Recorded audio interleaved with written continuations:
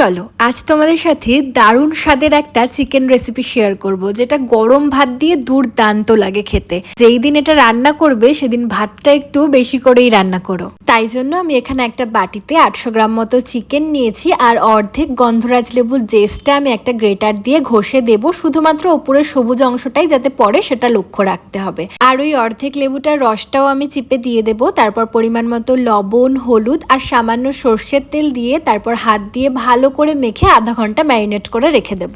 এদিকে গ্যাসে একটা কড়াই বসিয়ে তাতে সর্ষের তেল দিয়ে তেল গরম হয়ে গেলে কেটে রাখা আলুগুলোকে দিয়ে দেব। আমার তো মাংসের আলু খেতে ভীষণ ভালো লাগে, আলু ছাড়া চিকেন আমি ভাবতেই পারি না। আমার মতো কে আছো অবশ্যই কমেন্ট করে লিখে জানিও। তারপর নুন আর হলুদ দিয়ে বেশ লাল লাল করে আলুগুলোকে ভেজে তুলে রাখবো। এরপর ওই তেলের মধ্যে গোটা গরম মশলা ফোড়ন দিয়ে দুটো বড় সাইজের কোচানো পেঁয়াজ দিয়ে দেবো। তার মধ্যে সামান্য চিনি আর সামান্য নুন দিয়ে পেঁয়াজটা ভাজতে বসাবো। এদিকে পেঁয়াজটা ভাজা হতে হতে আদা, রসুন, পেঁয়াজ, কাঁচা লঙ্কা, টমেটোর একটা পেস্ট করে ওই তেলের মধ্যে দিয়ে দেবো। তারপর একে একে নুন, হলুদ, কাশ্মীরি লঙ্কার গুঁড়ো, সামান্য জিরে গুঁড়ো আর সামান্য ধনে গুঁড়ো দিয়ে ভালো করে মশলাটাকে কষাবো। মাংসের টেস্ট কিন্তু মাংস কষানোতেই আসে, তাই ভালো করে মশলাটাকে কষাতে হবে। গ্যাসের ফ্লেমটা লোতে রেখে ঢেকে ঢেকে কষাবো। এরকম উপরে যখন তেল ভেসে উঠবে তখন ম্যারিনেট করা চিকেনটা দিয়ে চিকেনের সাথেও বেশ ভালো করে সমস্ত কিছু কষিয়ে নেব, আর তারপর একটা ঢাকনা দিয়ে ঢেকে দেবো।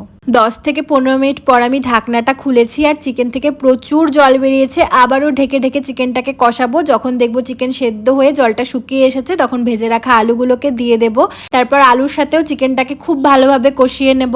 5 থেকে 7 মিনিট কষানো হয়ে গেলেই আমি ফুটন্ত গরম জল দিয়ে দেবো। যে যেরকম ঝোল খেতে পছন্দ করো সেরকম আন্দাজে জল দেবে, তবে এই চিকেনটাই একটু কম ঝোল হলেই খেতে বেশি ভালো লাগে। ঝোলটা কিছুক্ষণ ফুটিয়ে নিয়েছি, তারপর গন্ধরাজ লেবু এরকম স্লাইস করে রেখেছিলাম সেটা দিয়ে দিলাম। লেবু দিয়ে কিন্তু একটুও ফোটাবে না, তাহলেই ঝোলটা তেতো হয়ে যাবে। তারপর গরম মশলা গুঁড়ো দিয়ে একটু নাড়িয়ে চাড়িয়ে নামিয়ে নিলেই আমাদের দারুণ স্বাদের চিকেন কিন্তু রেডি হয়ে যাবে। তোমরাও বাড়িতে একদিন এইরকম ভাবে রান্না করো, কথা দিচ্ছি তোমাদের দারুণ লাগবে।